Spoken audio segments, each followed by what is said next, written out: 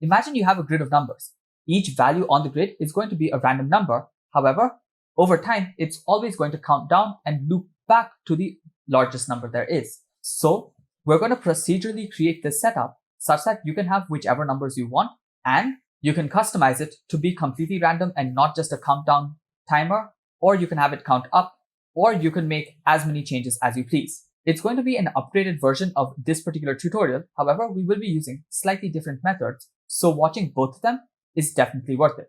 If you haven't checked that one out, do check it out. But until then, let's start off with this video. In our default scene, we're going to bring our cursor to the junction of these two windows, click and drag to create a new window, and we'll change this to the geometry node editor. Then we'll press this plus button to create a new geometry node tree, and we'll zoom in, select the group input, and tap X to delete it. Now we want a grid to be present, on top of which we'll instance all the numbers. So let's add in a grid by searching for a grid and then plugging that into the group output.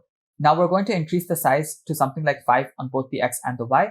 And remember, the number of vertices determines how many points there are on the grid. If you just switch over to wireframe view, you can see that we have points present only in certain regions and not throughout the actual grid. But if we start increasing the number of vertices, we get many more points present in the grid.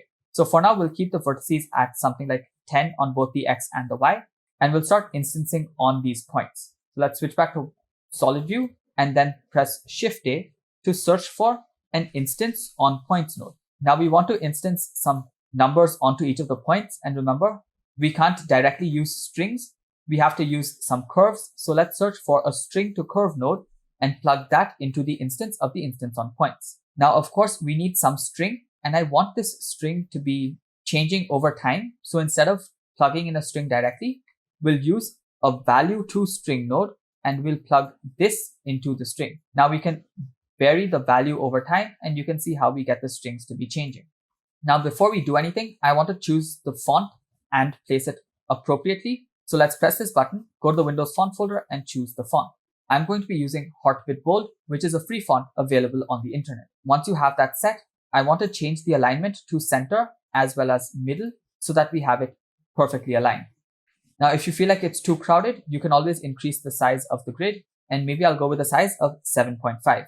Now for this value, I wanted to change over time, and I also wanted to stop at 9 and loop back to 0, or I wanted to stop at 0 and loop back to 9, depending on whether it's counting up or counting down. So to do that, we're going to use a scene time node, and we'll be using the seconds output. I want this seconds to always be a round number. So I'm actually going to search for a math node and change it to floor so that we always round down to the smallest value. So let's plug the seconds in there. And now it's going to start off at 0. And only after 1 second has passed, it will go to 1 and then 2 and 3 and so on. But I obviously want to control the speed at which this actually changes, because that will be based on the animation requirements. So instead of directly plugging the seconds into this math function, I'll first multiply it by some speed factor. So let's press Shift D with this math node selected. And this time I'll change it to multiply. And now this is going to be my speed factor. So if I change it to a value of 2, every half a second, the value should change. So let's see it in action. For that, let's plug this value into the input for the value to string node. And now when we play it, you can see every half second, the value is changing. So that's absolutely perfect. We can make this every quarter of a second by multiplying it by 4. And now it changes much faster, which is absolutely perfect. However, I don't want this to just go on to infinity. I want it to clamp at number 9 itself. So after the rounding down, we'll go ahead and use a modulo function. So let's search for another math node, or we can duplicate the previous math nodes that we were using, change it to modulo, and change this value to a value of 10. So now when you play the animation, it should go up till 9 and then roll right back down to 0. Of course, you might have to change the end frame accordingly, and you can see that it goes only till 9 and then it goes back to 0. Now this is fine if it's a count up timer, but if it's not a count up timer and it's a count down timer, we're going to have to change this to go from 9 to 0. Now that's actually very simple. All we have to do is search for another math node and change it from add to subtract. Now if we do 10 minus whatever output comes over here, we should get it to count down. So let's change the first value to 10 and have this output as the second value. So now it should go 5, 4, 3, 2, 1, and it's ending up being 10. So instead of a value of 10 minus the number, we'll make it 9 minus the number. So now it goes 9, 8, 7, 6, 5, 4, 3, 2, 1, 0, 9, 8765431 and so on and so forth. So that's absolutely perfect. And this is essentially going to be one single set. We have to go ahead and duplicate this for all the different numbers. Now, the way we're going to do that is we're going to add some offset to the second. So we're going to take this multiply node, shift it over to the left, and after the multiply node, we're going to add in maybe a value of 1 or some arbitrary number. So let's duplicate this math node, change it from multiply to add. So now you can see by adding in values, we can actually change the number that it is. So this is like an offset. So if we give different numbers to be added in for different instances, we'll have it randomized. So that is exactly what we're going to do. But first, we'll go ahead and convert all of these into a single node. The reason we have to do that is because right now, this is a round socket.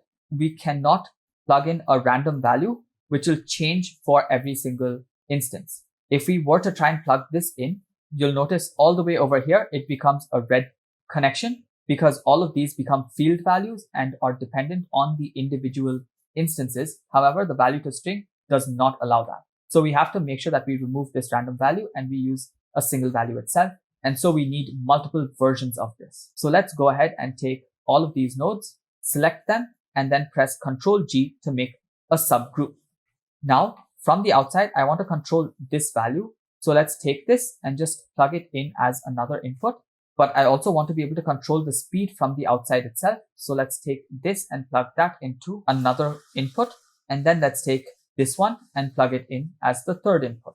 Now, I obviously don't want all of them to be called value because that would be very confusing. So let's go to the group tab over here. In case this panel is not present, you can open it by tapping the letter N. And now you see the second value is the speed multiplier. So we'll rename this to speed. And the third value is the offset. So let's call this number offset. Now, when we press this button to go back to the parent node tree, we have this nice little node group that we can reuse as many times as we want. Of course, I want this speed to be constant for all of them, although you can have different speeds for different instances to cause even more variation. However, I want it to be the same for everything. So I'm going to connect this up to another value by pressing Shift A, searching for a value node and plugging that into the speed. Now, the reason why I'm making this connection right at the start is because now I can press Ctrl Shift D to make a duplicate with these connections already in place. Now I can go ahead and make this offset as something like 1. Then, since I can't directly plug in two instances over here, what I'm going to do is I'm going to search for a geometry to instance node, plug that in right here and plug both of these into the geometry to instance. And now we have both instances on each point. So there's a 9 as well as an 8. However, we can just choose the pick instance and now it'll either be 9 or an 8. And it's going to currently go in a very uniform manner. So it's going 8, 9, 8, 9, 8, 9, and so on. If we were to just increase the number of vertices on the y-axis, you'll see it's now going on all the way to 9 and it's starting off at 8 again. So it goes down just like that, one step at a time. If you were to add in a third instance, so let's take this node group, press Ctrl Shift D, change this value to a value of 2, and then plug this into the geometry to instance node, you'll see you have 978, 978, 978 repeating indefinitely. So if we want to actually make this even more random, we can go ahead and press Shift A and search for a random number or a random value and change this from float to integer. Then we're going to plug this value into the instance index and that will immediately randomize the order in which these values are appearing. Now the max value has to be equal to the same number of instances that we're adding into the geometry to instance. So in my case, I'm going to have 10 instances. So I'm going to keep the max value at 10. Now let's go ahead and create all the other variations so that this not only has 987, but all the way till 0. So let's select this, press Ctrl Shift D, and then just press Shift R to repeat that and make sure that you have 10. So this was number 5. Now you can just press Shift R to make it 6, 7, 8, 9, 10. Now let's go ahead and change the num offset. So this 2 will become 3, 4. This one's going to become 5, 6, 7, 8, as well as 9. Now, if you have Node Wrangler enabled, you can simply press Alt right click and just drag between these nodes to connect them up, which makes your life much easier. So definitely go to your edit preferences and use the Node Wrangler add-on. Now, when you play the animation, you should have it changing over time. But since we multiplied the speed by a value of 0, it no longer is changing. So let's make the multiplication factor as something like 5. And now when we play the animation, you can see how it changes. And it's always counting down. So if you take any random instance and you just take a look at only that instance, for example, this 3 over here, you're going to see that it's going to go all the way down to 0, then loop back to 9 and go 987654321, 987654321, and so on and so forth. So that's what's happening to each index, and it is fairly random. So now if you want these to change randomly, instead of going down in order, what we can do is we can change this seed according to the time that this output changes. Now we know that this output changes based on the seconds and the speed multiplier that we have over here, but we also know that this seed value has to be an integer. So what we do is we search for a math node and we change it from add to floor so that it becomes an integer. We're going to take this seconds value, plug that in right over here, and then we're going to press Shift D to duplicate it, and we're going to change this to multiply. Now we can multiply this by this speed value over here. And to be fair, you don't even need this anymore. And you can change this down to 0 and just have this as the speed value. So we're going to keep it 5 over here. And now when we plug this into the seed, you should see that it does change at the same speed, but it changes completely randomly. If we were to zoom in at any random value, so for example, this 9, you can see that over time it becomes 1, and then next it changes to 4, and now it's changing to 3, and then it doesn't change to 2, but instead it changes to 0. So like that, it's just changing by random numbers here and there. And that is how we get completely random numbers to appear out of the blue. Now, apart from that, let's say we don't want it to be random numbers, but we want the numbers to range between a certain value. So maybe between 5 to 7. In that case, we have to play around with the inside node group. So let's press that button to go into the node group. And now we'll change this to a modulo value of 3 because 5, 6, 7 is 3 values. And then we have to change this subtract value to go to the topmost value. So in this case, a value of 7 over here will have it go between 5, 6, and 7 only. So that's how you can get a range of values that you want. If you want it to go from 5 to 9, you'd have to change this modulo value to 5 and then have this at 9 itself.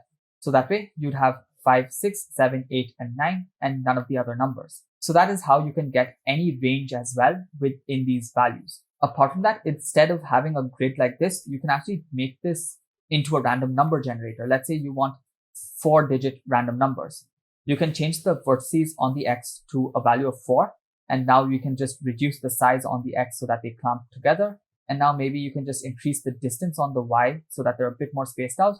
And instantly you have 4 digits that will be generated within the given numbers that we selected. So maybe I want it to be between 0 to 9 itself. So I'll have to change this modulo value to 10. So that's how you can create a 4-digit number generator. And let's say you want random phone numbers. In that case, I'll go back to the grid value. I'll increase the number of vertices on the X to 10 as well, because phone numbers generally have 10 digits. Now let's just increase it on the X. And there you go. Now you have a random phone number generator. So that's different ways in which you can use this. And of course, just to complete the node tree, you can move this to the side, press Shift A, search for a fill curve node so that it actually becomes real geometry that can be seen even without overlays. And then you can give it a material by pressing Shift A, searching for a set material, plugging that in right here, choosing the default material because we're not using that for anything else, and then changing our viewport shading to rendered by pressing this button up here. And then you can change your background color to either black and have green text, or you can change your background color to a complete white and have black text. It's really up to you. In the material properties, if I want black text, I'll just change this to black. I'll delete the default light. And if you want it to be pitch black, you're going to have to increase the metallic all the way to 1 and the roughness all the way to 1 as well. If you want the whites to be a complete white, you're going to have to go to your render properties, go down to color management and change the hue transform from filmic to standard. And that way the white will become a complete white. If at all you wanted this to be a glowing green, background is going to have to be black, and the actual material, instead of changing the base color, will change the emission color and make that into the digital green that we like. We'll change the emission strength to maybe 2, and we'll switch on bloom from our render properties by just checking this button up here. To place the camera, you can select the camera, press Alt G to clear location, Alt R to clear rotation, 0 to go into your camera view, followed by GZ to just bring it up, and that seems fine. If you want to increase the density, make sure that you just change the size to something like this, increase the number of vertices. And if you want it to be even more dense, what you have to do is increase the size even more. So let's go with the size of 20, increase the number of vertices again. Let's go with the value of 30. Then select the camera and just move back on the z-axis by pressing GZ and moving back. That's how you will make it even more dense than before. And once you're happy with the animation, you can go ahead and press render animation. I hope this was a useful addition to the previous tutorial, and I hope there was definitely something that you learned from it. If you like this tutorial, do check out other videos on my channel because I post videos every single day, and there must be something or the other just waiting for you to discover it. Until my next video comes out tomorrow, thank you so much for watching. Keep creating, and don't forget to stay creative.